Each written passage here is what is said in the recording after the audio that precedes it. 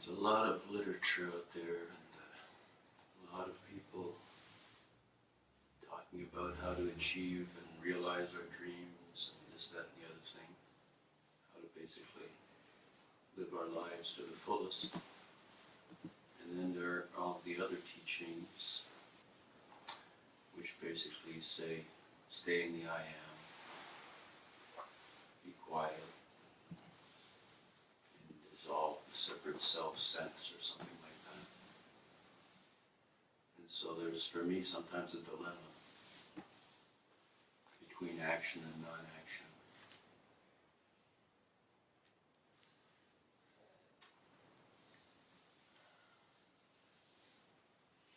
So I was wondering if you could comment.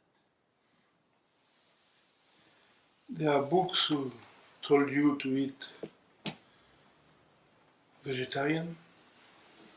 There are books who told you that meat is important. What do you choose? You don't choose from the book, because the more you study, the more you find complexity of the problem, that all arguments have some sense, and so on. But you have an extraordinary object, which is your body. So you feed your body for a certain time with dead animal, and then you, for another time, the same amount of time, you feed your body with live food. You let your body free of your own opinion, which relate only to your ideology, how you were brought up, your conviction, your intelligence, your stupidity, your knowledge, and so on. And your body decide. The time of hour you sleep will decide for you.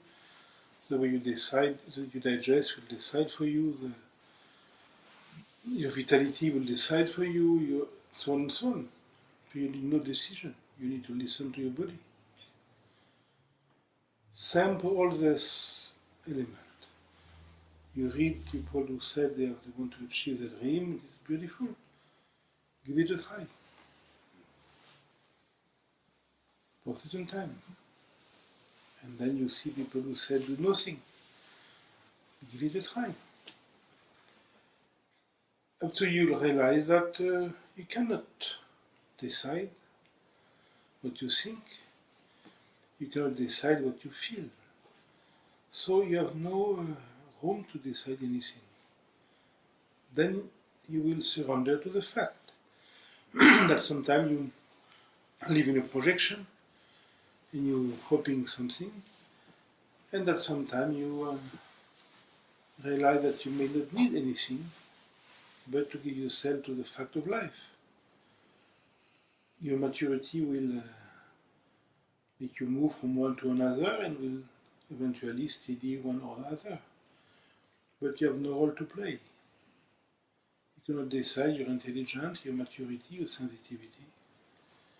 You cannot decide never to fall in love with a man or with a woman or with a car or with a guru or with a new house or with a new way of thinking and remain in your quietness. What can you decide? Nothing. So you surrender to life. Decision has no role to play in life. It is a pure fictional idea.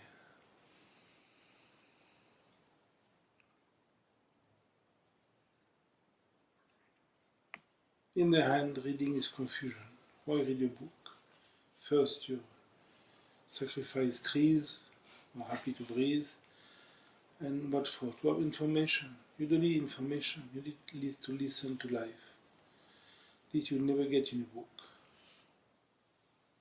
Save your money for something of intelligence, like art. Go to the opera, go to see the mountain, go to see a beautiful dancer, buy a painting, go to poetry, listen, reciting, but reading book is You just get information. Life is not an information. More you know, less you can function, because life is always new. It's not something you can accumulate. Accumulated knowledge has no room, has no role in life. It just makes the mind more and more dull.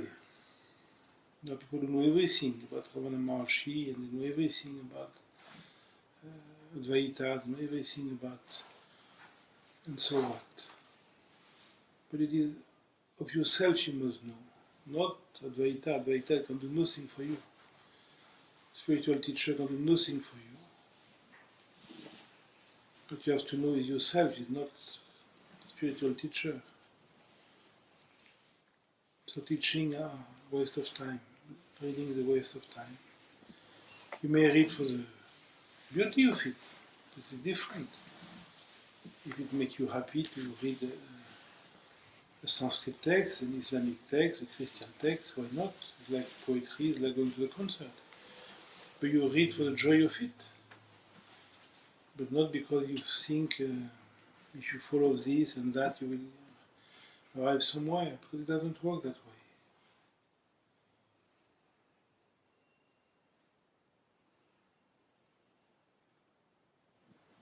See you functioning. You want to acquire something. Any direction you go away from yourself. You cannot come closer to yourself by doing. You can only go away. There's no way to come back. Any thought take you away. Any feeling take you away. Any action take you away. This is what so-called spiritual teachers are trying to say. Whatever they say, that's what they mean. You may see it in a religious way, you may see it in a ritual way, you may see it in a metaphysical way, but in the end, the only thing they say is that see that any direction you go, you're going away of yourself. Because you're not a direction. You can only go towards something in space and time. And what you are is not in space and time. So you're deluding yourself in going any place. But it's not something to understand, it's something to see on the very moment when you do it. You cannot decide now I will not. No, you can't. On the moment when you go away of yourself, then you can see that. I'm again trying to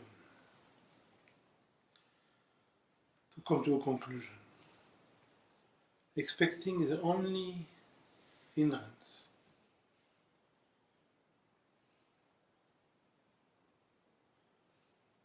And it must come very deep, this thing.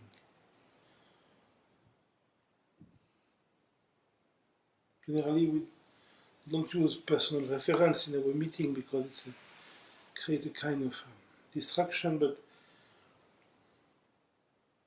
you can relate what you say to my own experience after listening to my teacher for maybe 15 years. One day I come to him and I said, it's 15 years I'm going to your seminars and whatever you told me to do, I've done. The yoga you taught me, I've done. The way of eating you taught me, I've done. The way of thinking, I'm trying to do what I can. The way of anything you told me to read, I've done. And I realized that nothing has changed. I'm as stupid, I'm aggressive, as expecting, as totally insane as 15 years ago. And then he looked at me in a very cold way. And he said, I see, you're still expecting.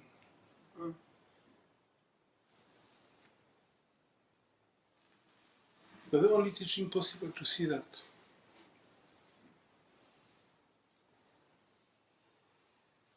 Any expectation takes oneself away of life. there's some confusion about the I am. I've been exposed to your teaching for over 10 years now. I love the language. It's very direct. And yet I'm also inspired by Nisargadatta and other people like that. And he speaks very much, I'm reading the Nisargadatta Gita, and it's basically a meditation on I am. And he keeps saying, stay in the I am, which is the fulcrum between the world and the Absolute. And I was wondering if you could draw a parallel between that and the teaching which you offer us, if we can call it that.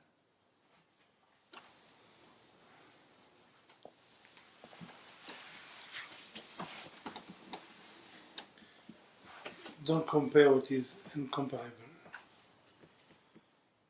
Maharaj was a spiritual teacher. There is no such a thing. Don't compare words. Words are deluding. If you read Maharaj, you must totally surrender to his way. But to surrender means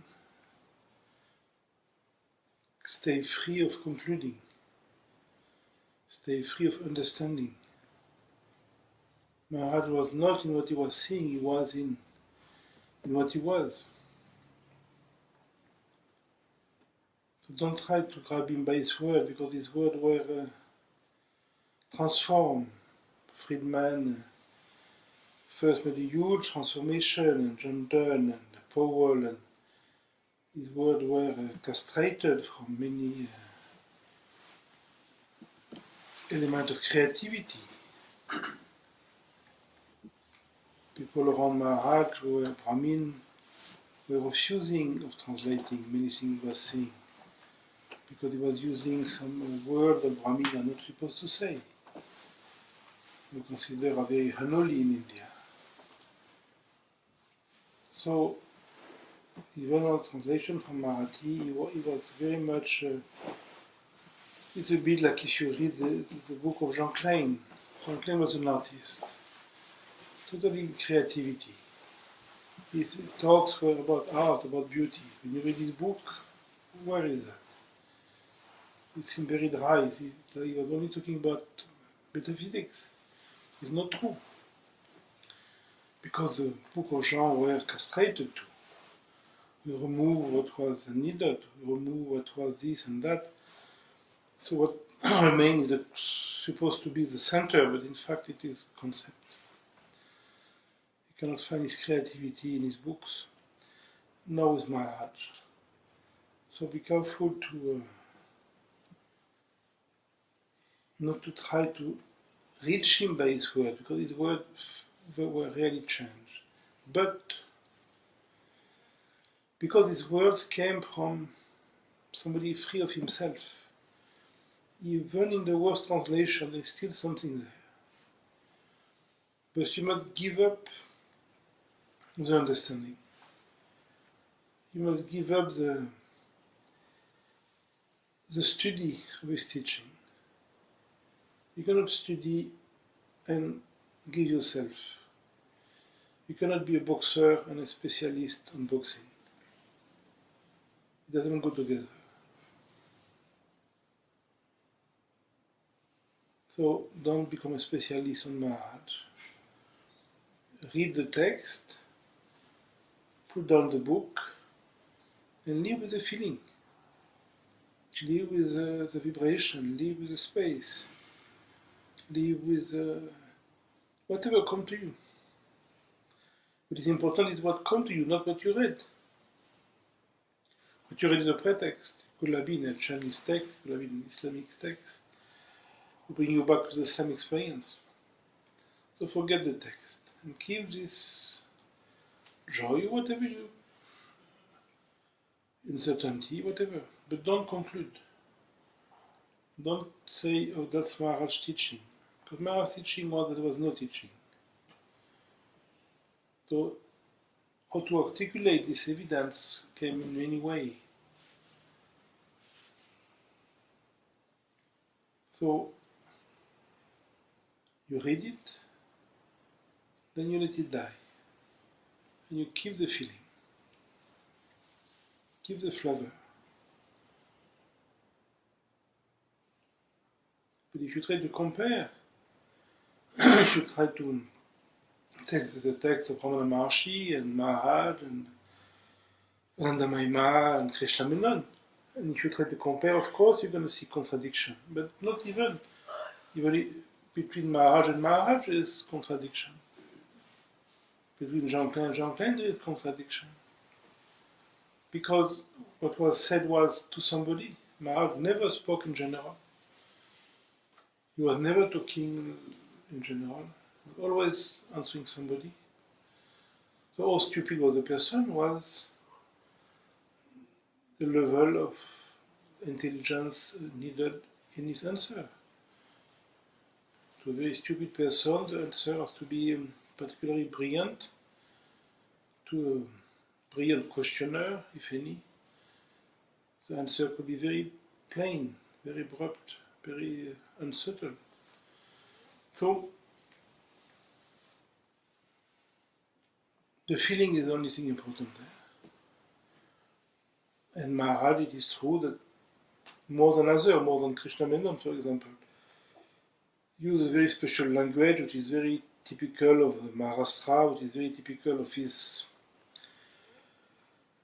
lineage. His Siddheshwar Maharaj, his teacher, was very expressing the same way, and the teacher too. So it is more complex. Don't compare them.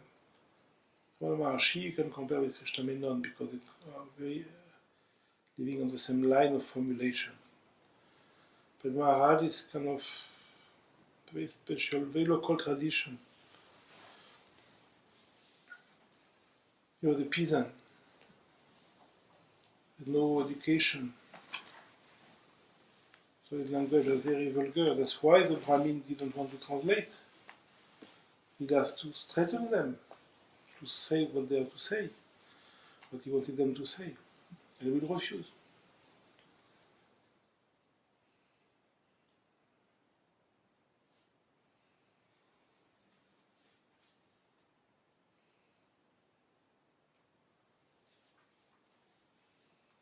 But it's really poetry. There's nothing higher than poetry. There's nothing to understand. It must make you happy. When you read Mr. Eckhart or when you read Maharaj, you must be happy. If you're not happy, throw the book away. But don't study it. Don't compare it. You don't compare Rilke to Shelley. You don't compare poets. Maybe if you're a teacher, but as a lover of poetry, you don't compare.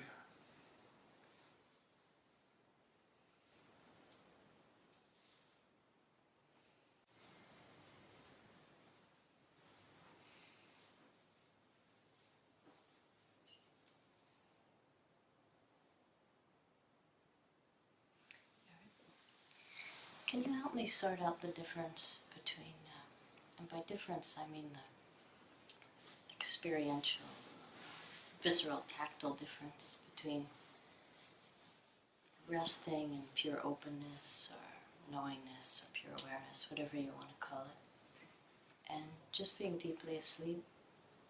In both cases there's an absence of an I that's interpreting or evaluating, and it feels confusing. Sleep refers to the objective world. Sleep refers to the waking state, the two waking states, the one called the waking state and the one called the dreaming state, which is the waking state.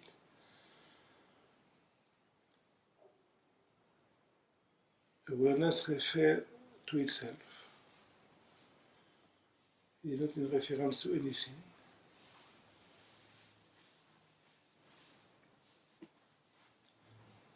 But the deep sleep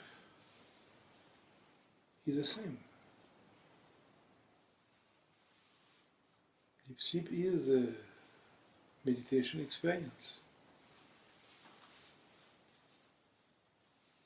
It is only from the waking state that we put a time on deep sleep. We said it lasts an hour and a half, but at the waking state time.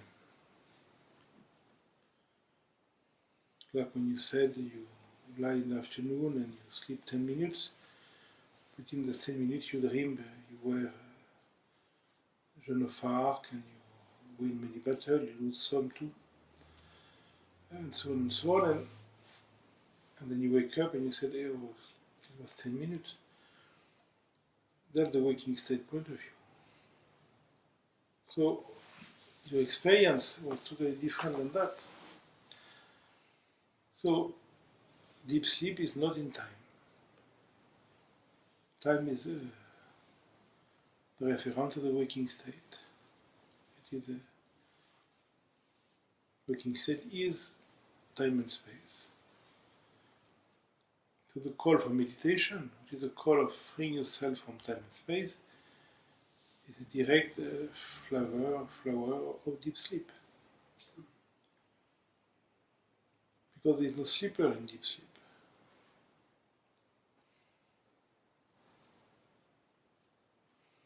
But why it is joy? Because it's free from the sleeper, from the doer.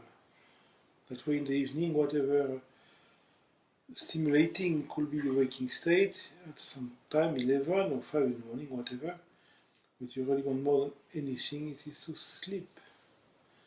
That means to give away all your so-called stimulation and dearness of the waking state.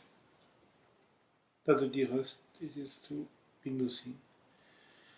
And that dearest is the call of meditation. Somebody who is called by meditation, and that's the way it is meditation. It's when you waking state, that means time and space, begin to crackle, begin to wibble. So first you notice it in between thoughts, then in between perception. Then you realize that what is before perception, what is after perception, may be even in the presence of perception. So that deep sleep actually is not the third state, it is a background. It is only in relation to sleeping state and waking state that we call it like that.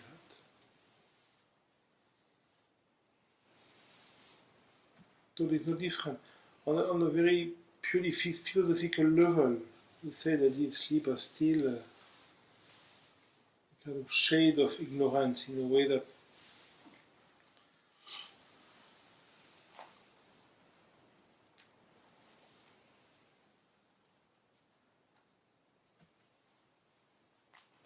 it is a pure state, but this state is not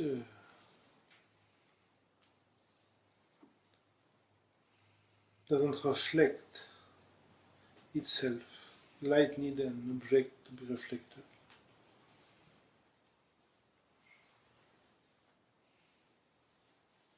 But it is the same thing. So the call of deep sleep is the call of meditation. But it's not sleeping. Sleeping is in reference to the waking state. It is intensity. It is the fire where you surrender your perception, your thought when you go to bed.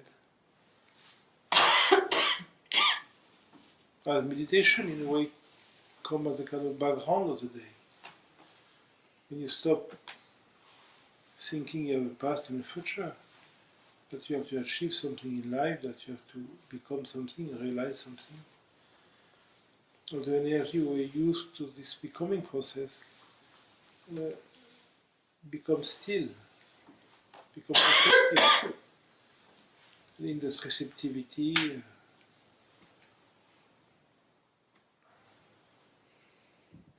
The fulfilling of awareness is there, but it's not objective. It's not something you can know. If you know it, it is not that. You cannot be clear. If you know you're clear, you're unclear. because it is not objective. So it is not an object that can be known. That's why Ibn Arabi said that the one who has seen God and who knows he has seen God haven't seen God. Because seeing God means that realizing there is nothing to see and no seer. So it is important to realize that it is not in the realm of experience. It can never be clear. There is clarity, but there is nobody clear. As to make it very simple, you can never be humble. You can see your arrogance. The moment I see my arrogance, it is what we call humility. But you cannot be humble. When you say I am humble, it is the same thing. So in a sense, the call of deep sleep and the call of meditation, it is the same thing. It is a call of awareness. That means you have enough. You have enough. So you let everything go away. The night come down and you cannot distinguish anymore. That's beauty. That's why it's the beauty of life when one don't aggress life with light and so on. In the evening when you let the sun coming down, you feel it's a kind of everything is dissolved by this lack of light, to the point that dark night is light itself. Actually, it is only what separates the light, what was darkened. So it is a kind of joy when you, in the evening, you sit, for example, or when the sun comes down. It is the same joy in the morning when you wake up eventually and you close your eyes, it is dark and you feel the rising of the sun, you feel life rising up, and when you open your eyes 2 hours later, light has come. You feel this rising up of the sun and coming down of the sun. It's very traditional in many tantric traditions. It is advised to do that, and it's not something to do as an exercise. There's no exercise in traditional India. There's no exercise to do. There are things you discover, you realize. And in the evening, the letting coming down of the sun, and in the morning, the rising up of the sun is something at some point you become aware. Like when the moon rises up, you become aware. When the moon changes, you become aware. So it's not something you do as an exercise. Doing is not part of traditional teaching. It's something you witness. But this sleep, deep sleep, is not sleepiness, it's not dreaming, it's not a tamatic state, it's not escaping. When most people sleep, they dream. So this is not sleep, it is waking sleep.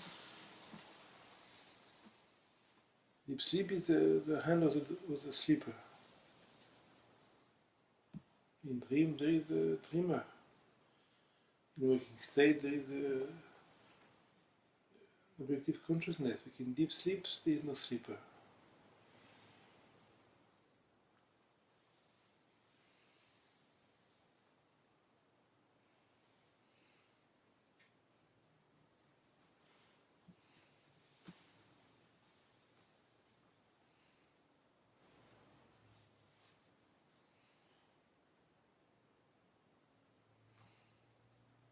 And again, it is referred to sleep only in reference to the waking state. It is a name from the waking state. As dreaming is a name from the waking state. In the dreaming state, you don't dream, it's a waking state. When you get out of the dream, you said, oh, it was a dreaming state. So we name things from our point of view. So the waking state talk about deep sleep, I talk about dreaming state. It's always the point of view of the winner. But if you read the Roman literature, well, you read the point of view of the winner. It's what we know about all the people who were destroyed, totally eradicated by the Roman Empire. We only read them from the Roman point of view. So it seemed they were very cruel, it seemed they were very bad people. That's why they were all exterminated. History is written by the winner. That's the rule of life. So the waking state talk about a sleeping state and a dreaming state. We're happy for him. But it's a political point of view. In a deep sleep, there's no sleep. There's no sleeper.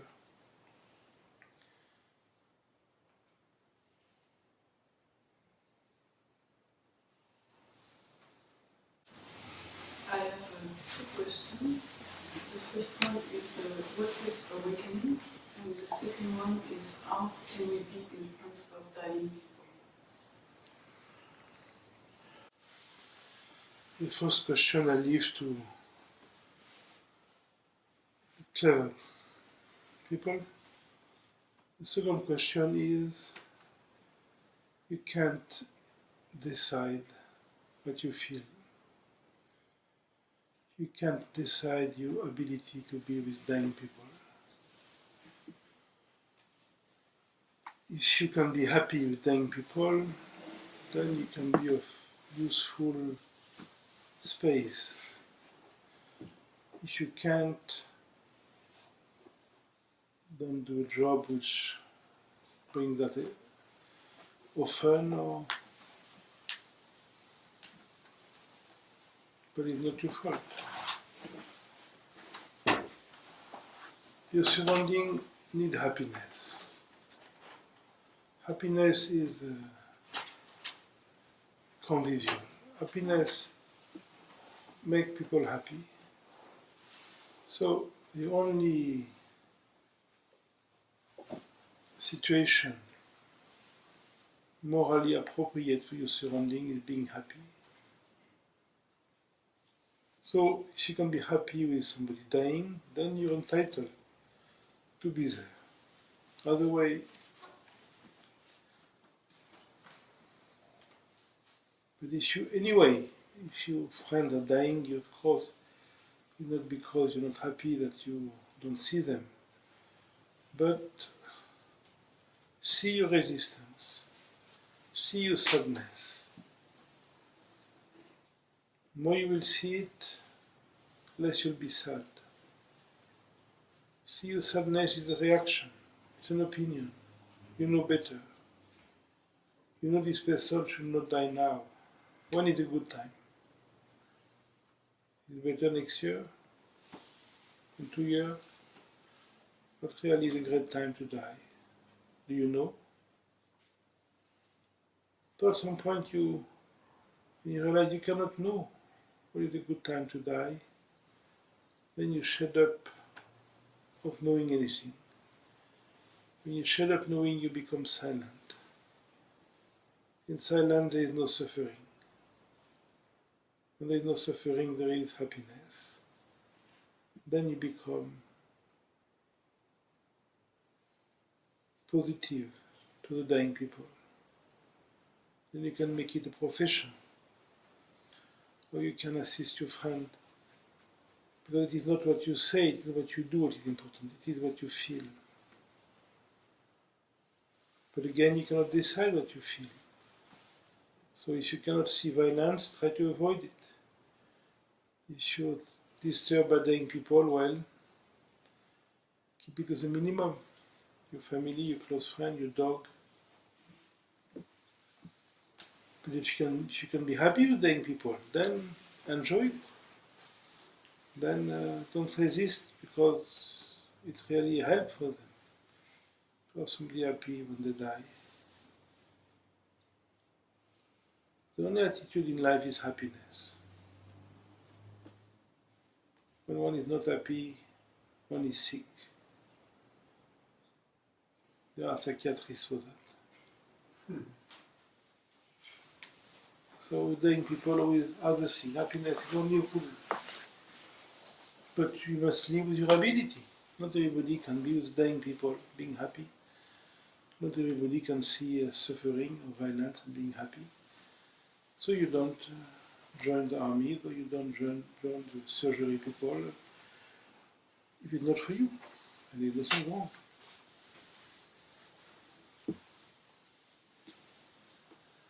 It is in the hand a question of listening. When you listen, you stop referring to yourself, because in listening there is nobody listening, it's just pure listening. So you don't listen through your own preconception, your own preference. Of course, you may prefer your child or your boyfriend don't die now, but when you listen, you don't prefer, you listen. This listening is a help. Your preference are a waste of energy. So sooner or later you come to live with fact, not with preference. There is nothing to prefer in life. You must surrender to the fact.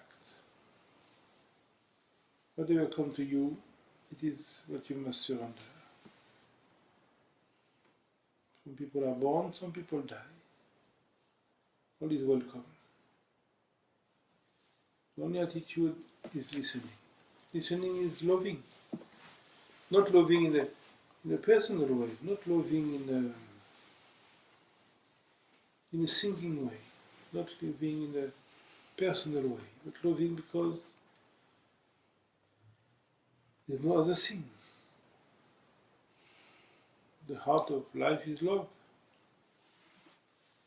Not like people who said, I love you. This is something else.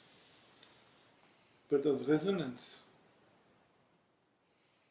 So when you love, you don't know. When it's not knowing, you can really be a help to dying people.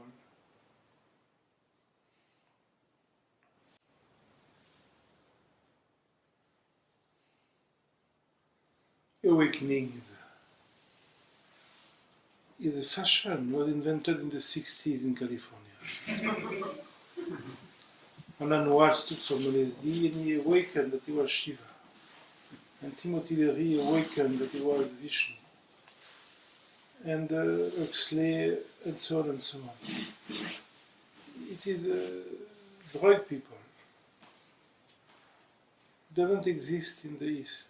The East, of course, teaches fantasy through the West. But it makes no sense.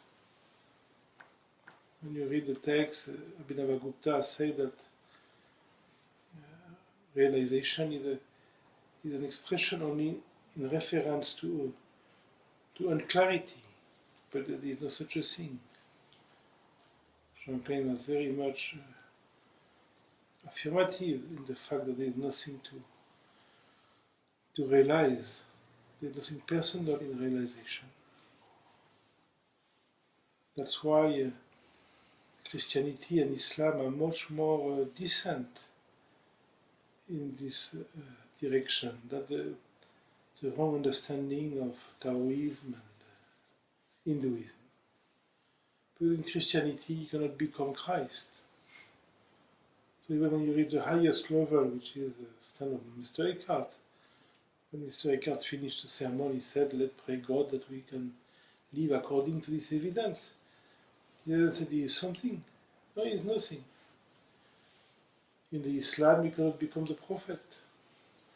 So even the highest level of human being, which is the great Muhyiddin Ibn Arabi, said that after seeing all there is to see, he realized that there was nothing holy in himself. That there is nothing personal, that he was only a servant of life. You cannot become somebody in Islam. You cannot become somebody in Christianity. But in India, because of wrong understanding of the text, when people read the Atma Buddha or Shankaracharya who said, I am Shiva, then the Westerners thought, well, I am Shiva. But it's a cultural misunderstanding. It's like in India, when you see a guru, you turn to big toes. But when you travel to India and you're invited to an old village farm, what do you do when you enter the house? First, of course, you enter with the right foot. Then you look at the elderly lady of the house, and you go and you touch her feet. Because she's a goddess. That doesn't mean she's not totally stupid and senile. You don't prostrate to her stupidity, you prostrate to her holiness, which is the core of life, which is everywhere, which is a symbol of this holiness. So when you touch the feet of the Guru, you prostrate to truth, not to somebody. Then he was, of course, seen by the eyes of exotic Westerners. People thought the Guru as a stand. And of course, people translate the Guru Gita or the Kurma Puran, and then the Guru Shiva, the Guru Vishnu, and so on. Yes. But he didn't get what he was meaning. He was meaning there's nothing personal in life. That is only the holiness. And when one realized that there is no room in himself, that he could find an affirmation of being something separate from this holiness. So there's nothing personal there. So the fantasy of awakening or becoming enlightened was really invented in the 60s in California, in Berkeley, and it is people of who were lacking, who were intelligent, but who were lacking metaphysical perspective, which created that. Not to name them, the Professor Suzuki and again Alan Watts and so on, and then the Zen lineage of San Francisco and so on, and then the Tibetan, of course, which the fantasy to become the Buddha, and so on. But it is lack of clarity, lack of metaphysical perspective. It is cultural. And then, of course, this has been taken as a fact. And now, if you have no job, if you cannot don't know to bake bread, if you don't know to do bodyguard, if you don't know to clean floors, then you become enlightened and you teach. Why not? If people go from an ashram and when they are particularly stupid, what do? They teach in silence. So nobody sees they're stupid, they just keep quiet. And people come, but it's silence with them. Why not? It is a fact of life. But it is this kind of fantasy which was directed by the wrong understanding of Hinduism. There is nothing personal in Hinduism. Shankara is not a person. The joy of Shiva. There is nothing personal. Abhinavagupta is not a person. We know nothing about the life of Abhinavagupta. Why? Because there is no life. It's a name for life. There is nothing personal. So in India it is very clear that when you touch the feet of the Guru, there is nothing personal there. When you touch the feet of the old lady in the house, there is nothing personal there. You respect truth in the Guru, not the Guru. The Guru is the one who stopped resisting truth. But there is nothing personal. You cannot become that.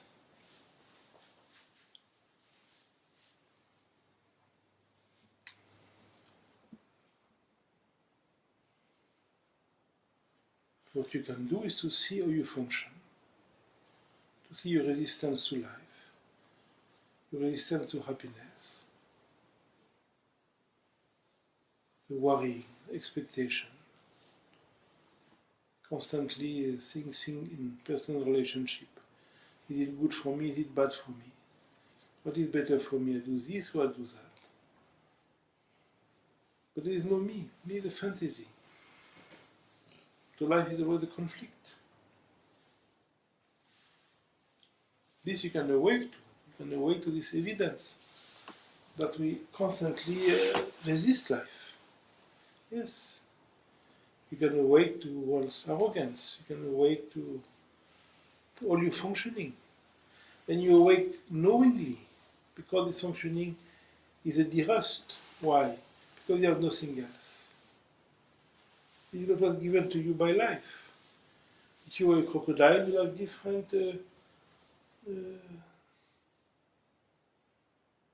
exploration of life. But as a human being, you are given your limitation to see that you're free of limitation.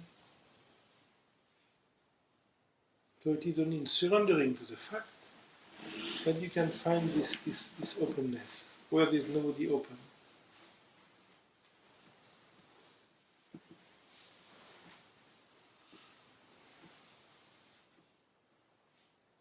Seeing your limit is limitless. When you see your arrogance, it is very instant to experience humility.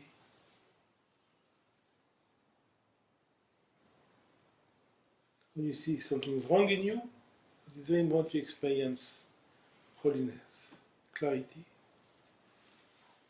When you see your violence, it is very moment you experiment in non-violence. Otherwise you cannot see that. When you say it is cold, it's because you're warmer. So seeing your limitation is freedom. But you cannot be free. Otherwise it's a fantasy. Only the ego wants to be free. Of course the ego wants to be non-egotic. Because he heard it was a better deal. You're more happy, become Shiva, you become realize. Then why not teaching, why not becoming rich after? Selling your realization, you can talk on TV, you can have more and more students. The ego, of course, wants to be realized. Yes. As he wanted to be loved, as he wanted to be listened, as he wants to be welcome, he doesn't want to be excluded. So, it's a career. It doesn't only need a substantial evidence of traditional time. Yes, there are stories of old wise men in India, but there are stories. They must be understood. It is a way of saying something. As when you see the Christ on the cross with the nails in the hand and bleeding and so on, it is a way of saying something. As when you see an amorous couple in the so-called erotic temple in India, it is a way of saying something. It doesn't say what it seems to say. So the story about realization are saying something, but not what it seems. They are secret stories. They have to be felt, not thought.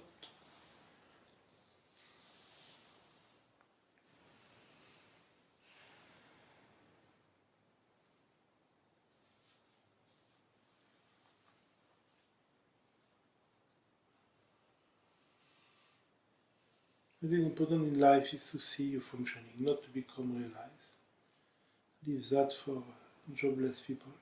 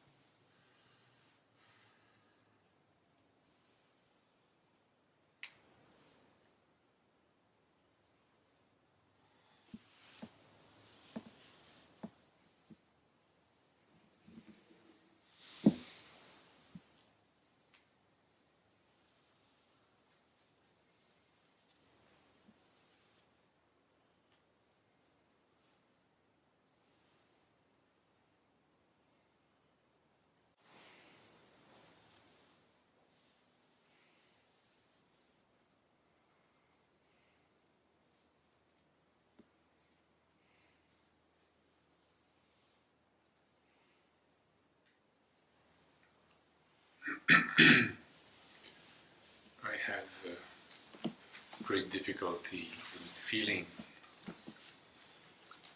what it is to be functional in life, and at the same time, I don't decide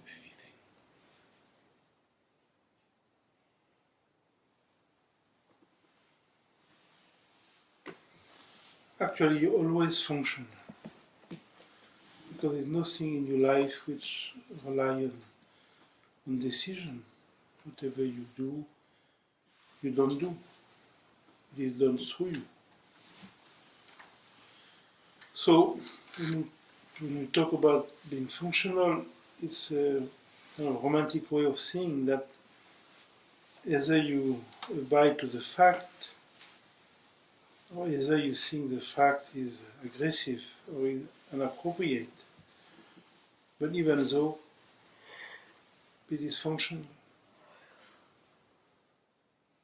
So you digest, your heart is beating, blood is circulating. When you come to your home, you open the door. After you close the door, you're very functional.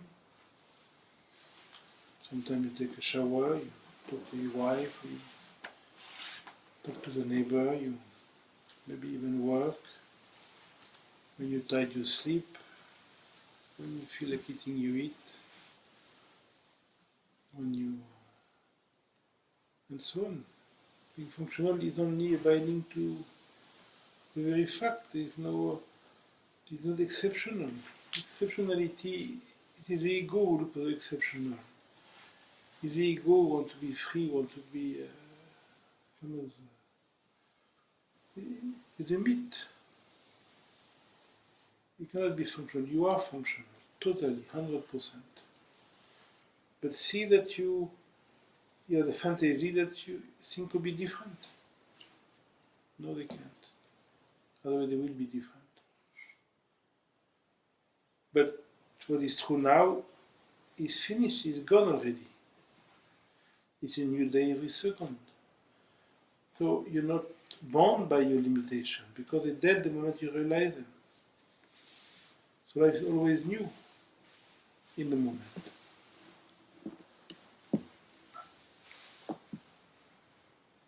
Seeing that is being functional.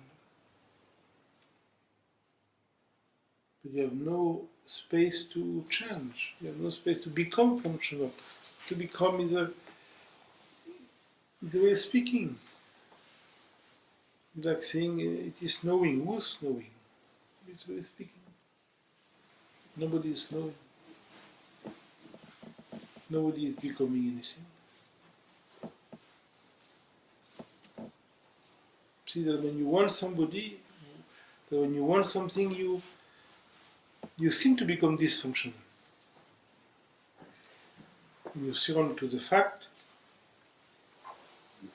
life seems easier. But when life is not easy, it is not because you're not functional. It comes like that. Sometimes there's a tempest and the car crashes into your house. It's not because your house is unfunctional. Things happen.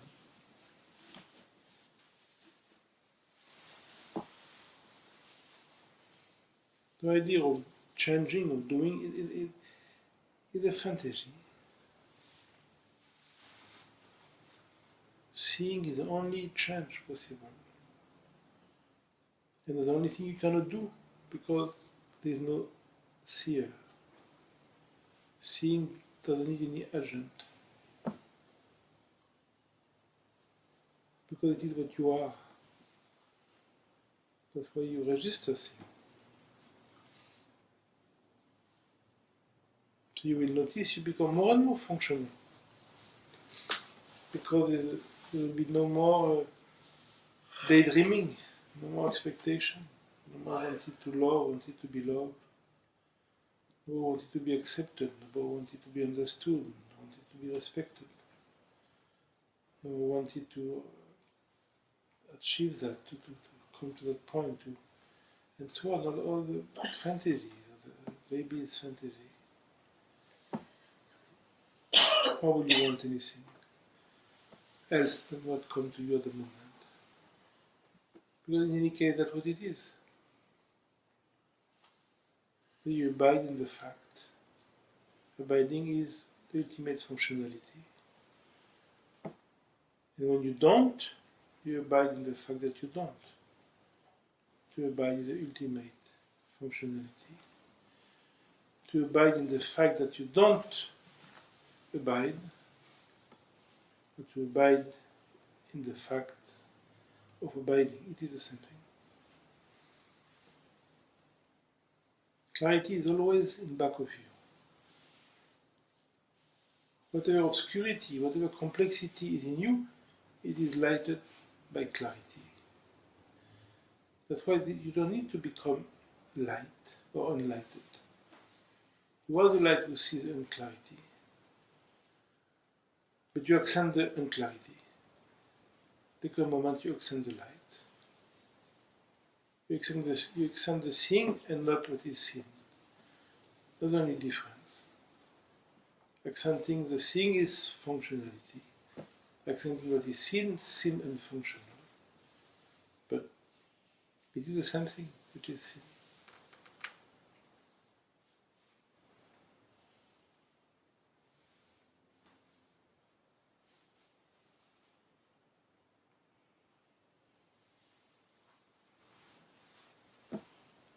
You don't have to perfect anything. Perfection is there. The sea of perfect is life. You are born the right moment, you die the right moment. It is a perfection.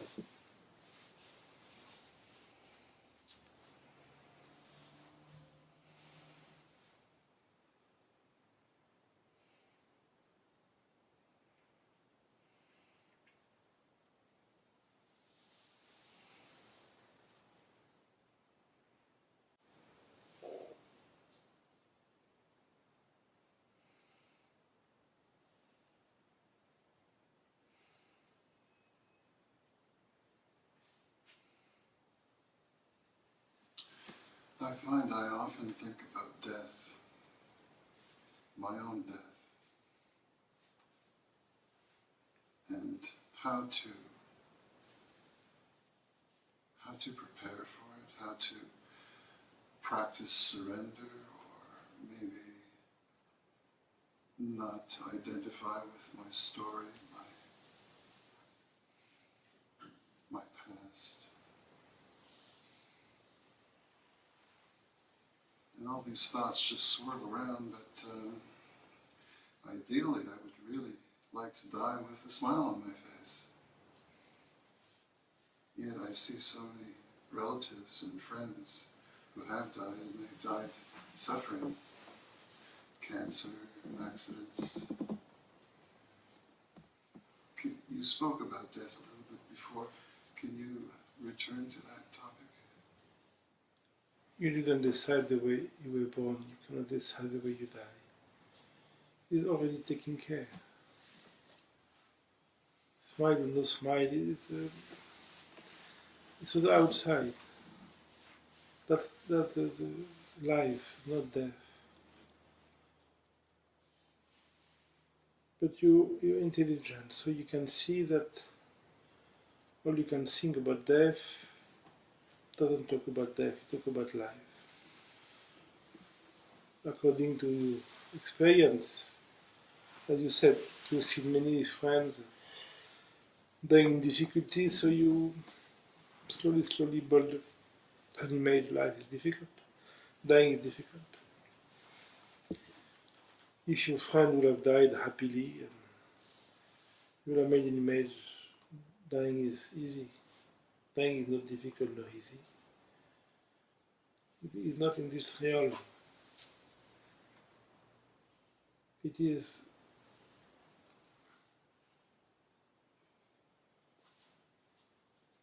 life.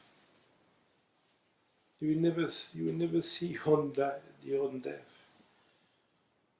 You may think you see the death of your mother or your friend or your dog, but your own death you cannot see, because it's not possible. You cannot die. just fall asleep and you don't wake up. That's a waking state story.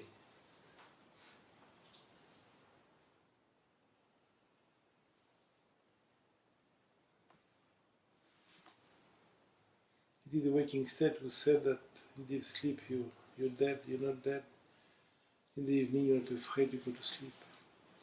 When you wake up in the morning you don't feel you were dead. You were not dead, you were alive. You were life itself. You will never die. You may witness some strange happening in your body. You may witness your lack of seeing, you may witness your lack of hearing, you may witness your lack of thinking, you may witness whatever. But you will not witness your death.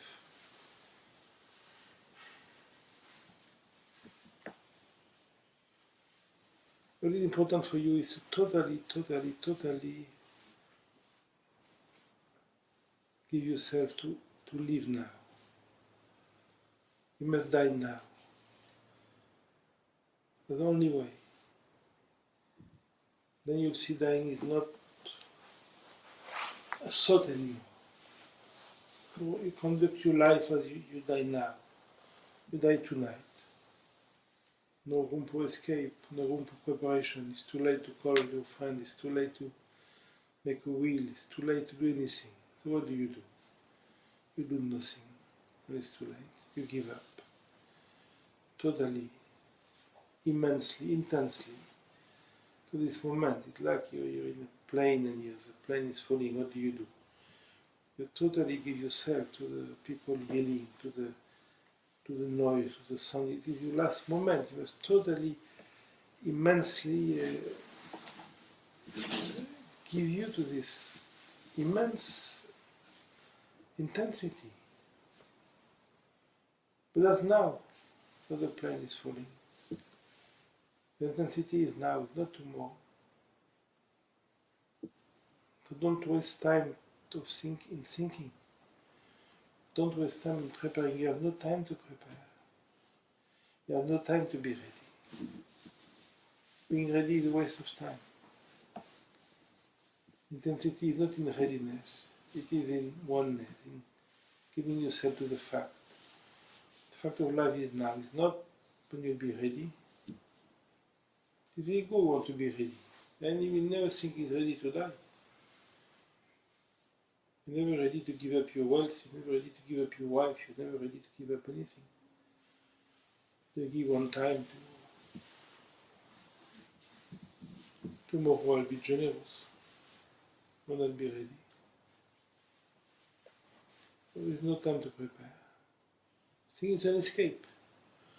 We're not dying now. Why you want to prepare? Preparing mommy, you don't want to die. Don't prepare dying, die. It is only in the moment. Die of false thinking. Die of false preparing. So when you go to sleep tonight, if you reach to that point, really go for it. Don't fantasize tomorrow. There is no tomorrow. You don't wake up. Really give yourself to this intensity, this humility. You give up all what life gave you. Whatever you receive, you have to give it back. Don't forget. Whatever you know, you have to give it back. You will forget it. All your wealth, all your intelligence, you must give it back. It is not yours. It was lent to you by life. You must give back your wife, your children, your house, everything. It was not yours. You may have stolen them for a time. You thought you were the owner. This is my car, it's not yours. Somebody else is going to drive it until you die. It was not your car. Nothing is yours. So when you go to sleep tonight, you totally give yourself to this intensity. What is the most intimate experience is to realize that you don't wake up tomorrow. No more worry. It is finished. You have reached this point of no more worry because there is no tomorrow. No more worrying to get prepared. You have no time to get prepared. It is now.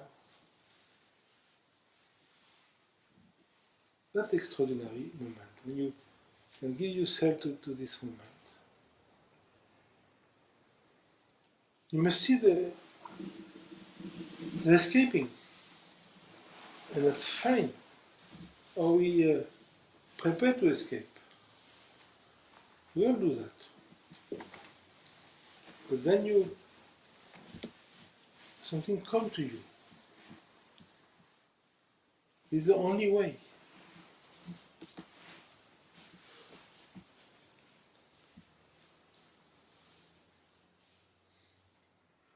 There's no reason, but we begin with a so-called personal example that we finish by another one, even if it's generally improper.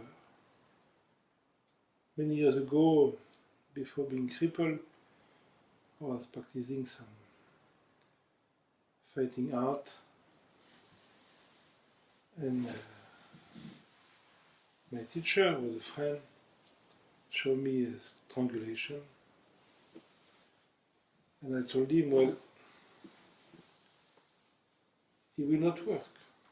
He said, yes, it will work. I said, no. As I said, if you do that, it was what we call in French a guillotine, I don't know the name in English. So you bring the arm under the chin of somebody, you rise up. And I said, well, if you do that, you're open. If you put your arm around my neck like that, I'm going to destroy your testicle. He told me you have no time. I told him it take 100 of a second, I have time. He told me no. So I said, well, then we must try. He said, okay. So we play, and of course he was a teacher, he was right. So I came back home with a very strong pain in the throat because he had to make the strangulation practical enough so I was unable to destroy him. He wanted to keep his sexual life alive, and he was successful. So in the evening I had this pain.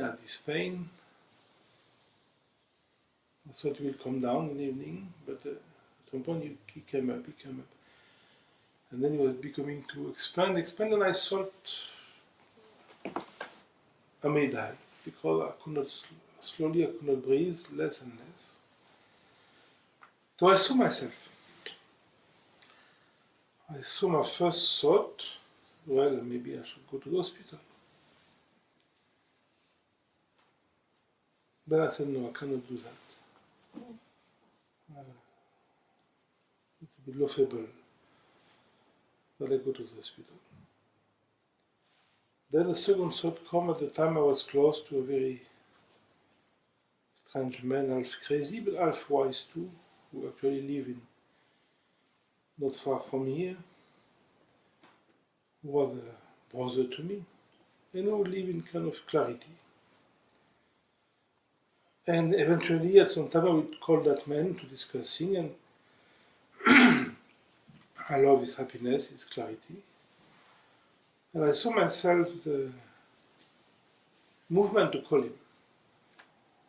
I remember that years ago when my daughter was so-called dying according to the doctors in New Mexico, he told me, after I talked with him, he said, no, your daughter will not die, it's not the time. And he was right. So I knew his competence. So I saw myself thinking I would call him. And then I thought it was inappropriate to call him. But what for?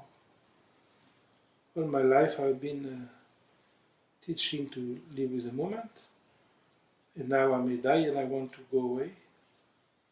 And something very strong come to me that I will do nothing. If could not breathe, I will not breathe. But that I will not make any move against that. And so the tension came, and whatever happened, it's at some point I could not lie because then I would already die.